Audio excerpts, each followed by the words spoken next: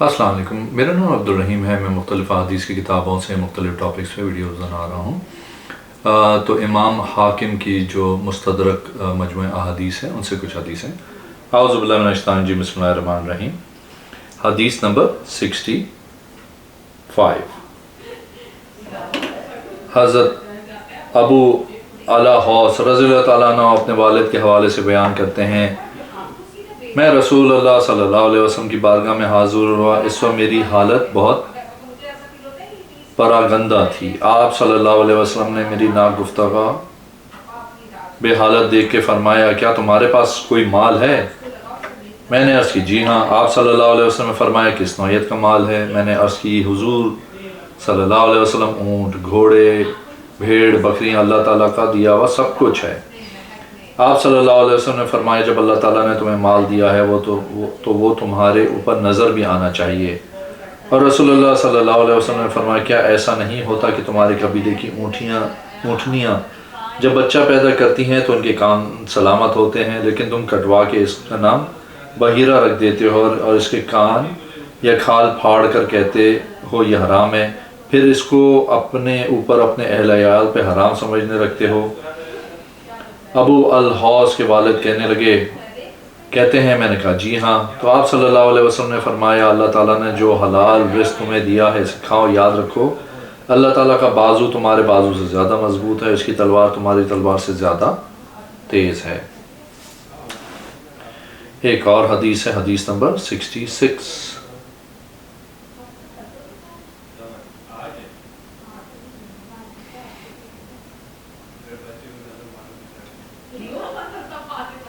حضرت انس رضی اللہ تعالیٰ عنہ بیان کرتے ہیں، رسول اللہ صلی اللہ علیہ وسلم نے اس آیت فَلَمَّا تَجَلَّى رَبُّهُ لَلْجَبَلِ جَعَلَهُ سورہ اعراف نمبر 143، جب اس کے رب نے پہاڑ پہ اپنا نور چمکایا تو اسے پاش پاش کر دیا، کہ متعلق فرمایا، اس سے اس پہاڑ کی عظمت ظاہر ہوتی ہے۔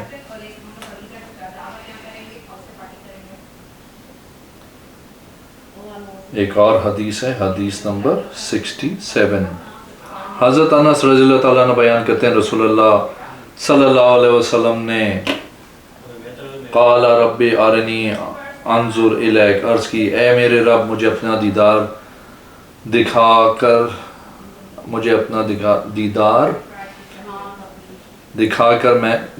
کے میں تجھے دیکھوں۔ آیت پڑھی اور فرمایا اس موقع پہ کہ حضور صلی اللہ علیہ وسلم نے چنگلیاں کے آدھے پور کی طرف اشارہ کیا، پھر حماد کے سینے پر مار کے فرمایا، نور کی اتنی سی کرن نکلی جس سے ایک اور حدیث ہے، حدیث نمبر 68۔ حضرت ابو الدرداء رضی اللہ تعالیٰ عنہ فرماتے ہیں، رسول اللہ صلی اللہ علیہ وسلم نے ارشاد فرمایا، 3 اشخاص ایسے ہیں جن سے اللہ تعالیٰ محبت کرتا ہے اور ان کی طرف دیکھ کے مسکراتا ہے، ان میں سے ایک وہ شخص بھی ہے جو دشمن سے مٹبھیر کہ وہ محض رضا الہی کی خاطر اپنی جان کا نذرانہ پیش کر دیتا ہے۔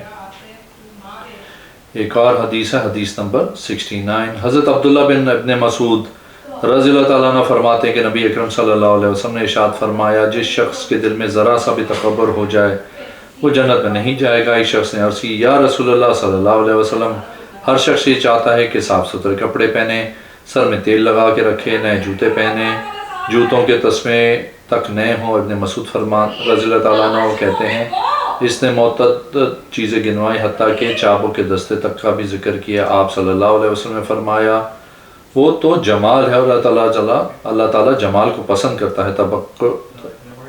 تکبر سے مراد اترانا اور لوگوں کو حقیر جاننا ہے۔ ایک اور حدیث ہے 70۔ حضرت عبداللہ بن عمر رضی اللہ تعالیٰ عنہ بیان کرتے ہیں، میں نے عرض کی، یا رسول اللہ صلی اللہ علیہ وسلم، کیا صاف ستھرا اور اچھا لباس پہننا بھی تکبر میں شامل ہے؟ آپ صلی اللہ علیہ وسلم نے فرمایا، اللہ تعالیٰ خود صاحب جمال ہے اور وہ جمال کو پسند کرتا ہے۔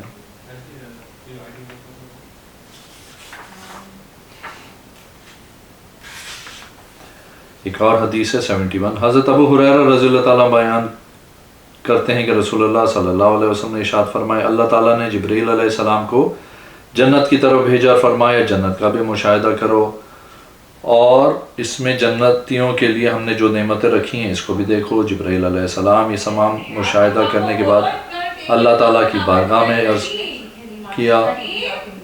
میں عرض کرتے ہیں یا اللہ مجھے تیری عزت و جلال کی قسم جو شخص بھی یہ سن لے وہ جنت میں لازمی جائے گا۔ جب جنت کو تکلیفوں سے ڈھانپ دیا گیا اللہ تعالیٰ نے جبرائیل علیہ السلام سے پھر فرمایا اب جا کر دیکھو۔ جبرائیل علیہ السلام نے دوبارہ جنت کا مشاہدہ کرنے کے بعد اللہ تعالیٰ کی بارگاہ میں آ کے عرض کی یا اللہ تیری عزت کی قسم مجھے اس بات کا خدشہ ہے کہ اس میں کوئی بھی نہیں جا سکے گا۔ ایک اور حدیث ہے، حدیث نمبر 72۔ حضرت ابو ہریرہ رضی اللہ تعالیٰ عنہ فرماتے ہیں کہ رسول اللہ صلی اللہ علیہ وسلم نے ارشاد فرمایا جب اللہ تعالیٰ نے جنت کو پیدا کیا تو حضرت جبرائیل علیہ السلام سے فرمایا جاؤ جنت کا مشاہدہ کرو۔ رسول پاک صلی اللہ علیہ وسلم فرماتے ہیں حضرت جبرائیل علیہ السلام گئے، جنت کا مشاہدہ کیا اور کہنے لگا اس میں ہر کوئی داخل ہوگا۔ پھر جنت کو مصیبتوں میں لپیٹ دیا گیا، پھر فرمایا جاؤ اور جنت کا مشاہدہ کرو۔ حضرت جبرائیل علیہ السلام پھر گئے، جنت کا مشاہدہ کیا، پھر عرض کیا اے اللہ تیری عزت کی قسم مجھے یوں لگتا ہے کہ اس میں کوئی داخل نہیں ہو پائے گا۔ پھر دوزخ پیدا کی گئی تو ارشاد فرمائے جبرائیل علیہ السلام جاؤ دوزخ کا مشاہدہ کرو۔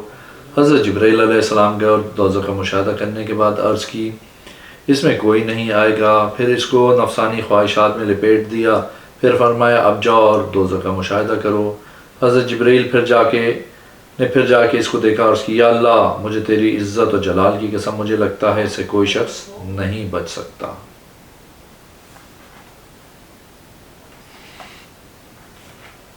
ایک اور حدیث ہے نمبر 73۔ حضرت ابن عباس رضی اللہ تعالیٰ عنہ فقال لها وللارض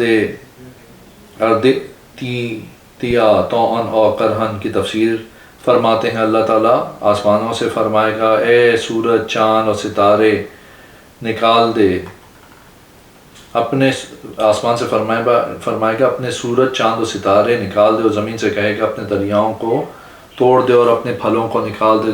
زمین و آسمان عرض کریں گے ہم نے اطاعت کرتے ہوئے یہ کام کر دیے۔ ایک اور حدیث ہے، حدیث نمبر 74۔ حضرت مسلم بن یسار جہنی رضی اللہ تعالیٰ عنہ فرماتے عمر بن خطاب رضی اللہ تعالیٰ عنہ سے اس آیت وَإِذْ آخَذَ رَبُّكَ مِن بَنِي آدَمَ مِن ظُهُورِهِمْ ذُرِّيَّتَهُمْ سے متعلق دریافت کیا تو آپ نے فرمایا رسول اللہ صلی اللہ علیہ وسلم سے بھی یہی سوال کیا گیا تو آپ صلی اللہ علیہ وسلم نے جواباً فرمایا اللہ تعالیٰ نے آدم علیہ السلام کو پیدا فرمایا، پھر اپنے دست مبارک ان کی پشت پہ پھیرا تو ان کی کچھ اولاد باہر نکل آئی۔ اللہ تعالیٰ نے فرمایا ان لوگوں کو میں نے جنت کے لیے پیدا کیا ہے اور یہ جنتیوں والے کام کریں گے۔ پھر آدم علیہ السلام کی پیٹھ پہ دوبارہ ہاتھ پھیرا تو باقی اولاد بھی نکل آئی۔ اللہ تعالیٰ نے ان سے متعلق فرمایا ان کو میں نے جہنم کے لیے پیدا کیا ہے، جہنم والے ہی کام کریں گے۔ ایک اور حدیث 75۔ حضرت ابن عباس رضی اللہ تعالیٰ عنہ مذکورہ آیت کی تفسیر کرتے ہوئے نبی اکرم صلی اللہ علیہ وسلم کے یہ فرمان نقل فرماتے ہیں اللہ تعالیٰ نے لوگوں سے اپنی ربوبیت کا جو اقرار لیا تھا وہ اس طرح تھا کہ آدم علیہ السلام کی پشت مبارک سے تمام اولادوں کو چھوٹی چھوٹی چونٹیوں کی مانند نکال کے یوں بکھیر دیا جیسے کھیت میں بیج بکھیرا جاتا ہے۔ پھر اللہ تعالیٰ نے ان تمام سے فرمایا کہ میں تمہارا رب نہیں ہوں۔ سب نے عرض کی کیوں نہیں؟ ہم گواہی دیتے ہیں کہ کہیں قیامت کے دن کہو کہ ہمیں اس بات کی خبر نہ ہو، یا کہو شرک تو پہلے ہمارے باپ دادا نے کیا ہاں اور ہم اس کے بعد بچے ہوئے، تو کیا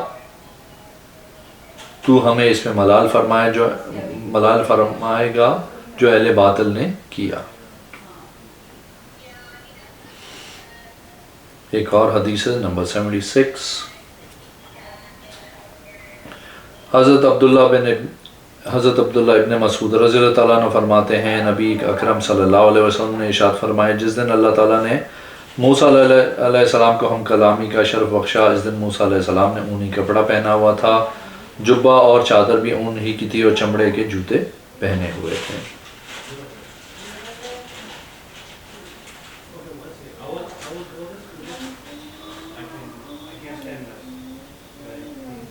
ایک اور حدیث ہے 77۔ حضرت ابو امامہ बाबली रज़ी अल्लाह तआला अन्हु बयान करते हैं रसूल अल्लाह सल्लल्लाहु अलैहि वसल्लम ने इरशाद फरमाए, ऊनी लिबास पहना करो, इससे तुम अपने दिलों में ईमान की चाशनी पाओगे। एक और हदीस, हदीस नंबर 76। हज़रत अब्दुल्ला जो इब्न मसूद रज़ी अल्लाह तआला अन्हु फरमाते हैं कि नबी अकरम सल्लल्लाहु अलैहि वसल्लम ने इरशाद फरमाया, जिस दिन अल्लाह ताला ने मूसा अलैहिस्सलाम को हम कलामी का शर्फ बख्शा, इस दिन मूसा अलैहिस्सलाम ने ऊनी लिबास पहना हुआ था, जुब्बा और चादर भी ऊन ही की थी और चमड़े के जूते पहने हुए थे। एक और हदीस है नंबर 77। हज़रत अबू उमामा बाबली रज़ी अल्लाह तआला अन्हु बयान करते हैं कि हुज़ूर रसूलुल्लाह सल्लल्लाहु अलैहि वसल्लम ने इरशाद फरमाया, ऊनी लिबास पहना करो, इससे तुम अपने दिलों में ईमान की चाशनी पाओगे। एक और हदीस है नंबर 78। हज़रत इमरान बिन हसीन रज़ी अल्लाह तआला अन्हु बयान करते हैं कि मरतबा रसूल अकरम सल्लल्लाहु अलैहि वसल्लम दौरान सफ़र अपने काफ़िलों के साथियों को करीब किया और बुलंद आवाज़ में यह आयत तिलावत की, या अय्युहन्नासुत्तक़ू रब्बकुम इन्ना ज़लज़लातस्साअति शैउन अज़ीमुन यौमा तरौनहा तज़हलु कुल्लु मुर्दिआतिन अम्मा अर्दअत व तदअु कुल्लु ज़ाति हमलिन हमलहा व तरन्नासा सुकारा व मा हुम बेसुकारा वलकिन अज़ाबल्लाहि शदीदुन। सूरह हज नंबर 21। ऐ लोगों, अपने रब से डरो, बेशक क़यामत का ज़लज़ला बड़ी सख्त चीज़ है। जिस दिन तुम उसे देखो कि हर दूध पिलाने वाली अपने दूध पीते को भूल जाएगी और हमल वाली अपने हमल गिरा देगी, तो लोगों को देखेंगे जैसे नशे में हैं, हालांकि वह नशे में ना होंगे, बल्कि अल्लाह का अज़ाब बहुत सख्त होगा। जब सहाबा कराम रज़ी अल्लाह तआला अन्हु ने आयतें सुनी तो अपनी सवारियाँ भगा के फरार रसूलुल्लाह सल्लल्लाहु अलैहि वसल्लम के भगा के फ़ौरन रसूलुल्लाह सल्लल्लाहु अलैहि वसल्लम के इर्द गिर्द जमा हो गए, क्योंकि वो समझे कि शायद ये सब कुछ अभी रसूल पाक सल्लल्लाहु अलैहि वसल्लम की गुफ्तगू ख़त्म हो करते ही हो जाएगा। जब तमाम असहाबा कराम रज़ी अल्लाह तआला अन्हु रसूल पाक सल्लल्लाहु अलैहि वसल्लम के इर्द गिर्द इकट्ठा हो गए तो आप सल्लल्लाहु अलैहि वसल्लम ने फरमाया, जानते हो वो दिन कौन सा दिन होगा? सहाबा कराम रज़ी अल्लाह तआला अन्हु ने अर्ज़ की, अल्लाह अज़्ज़ा व जल और इसका रसूल सल्लल्लाहु अलैहि वसल्लम ही बेहतर जानते हैं। आप सल्लल्लाहु अलैहि वसल्लम ने फरमाया, ये वो दिन होगा जिस दिन आदम अलैहिस्सलाम अल्लाह ताला को पुकारेंगे। अल्लाह ताला आदम से फरमाएगा, तुम जहन्नमी लोगों को जहन्नम में भेज दो। आदम अलैहिस्सलाम अर्ज़ करेंगे, इलाही जहन्नमी लोग कितने हैं? अल्लाह ताला फरमाएंगे, 1000 में से 999 जहन्नम में और एक जन्नत में। इमरान बिन हसीन रज़ी अल्लाह तआला अन्हु कहते हैं, ये सुन के सहाबा कराम रज़ी अल्लाह तआला अन्हु इस कदर गमज़दा हुए कि इनके चेहरों पर हल्की सी मुस्कुराहट ना रही। जब रसूल अकरम सल्लल्लाहु अलैहि वसल्लम ने सहाबा कराम की कैफियत देखी तो फरमाया, जान लो तुम्हें खुशखबरी हो इस ज़ात की कसम जिसके कब्ज़ा कुदरत में मेरी जान है, तुम्हारे अंदर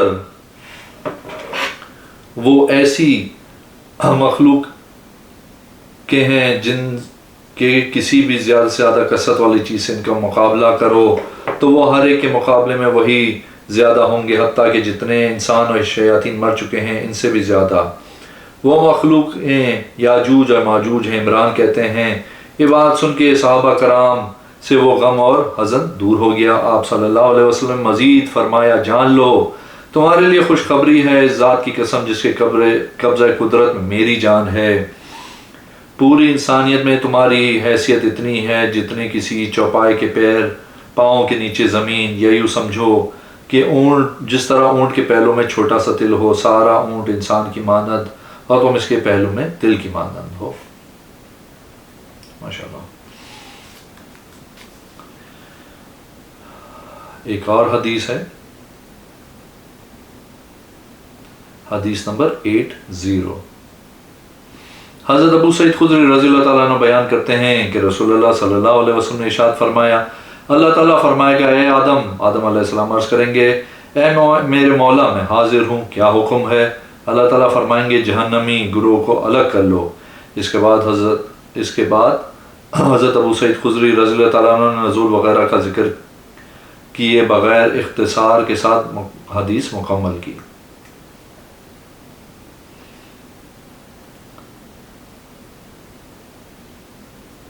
ایک اور حدیث ہے نمبر 81۔ حضرت ابن عمر رضی اللہ تعالیٰ عنہ بیان کرتے ہیں رسول اللہ صلی اللہ علیہ وسلم نے ارشاد فرمایا مظلوم کی بددعا سے بچو کیونکہ مظلوم کی بددعا آسمانوں کی طرف شعلے کی مانند ہوتی ہے۔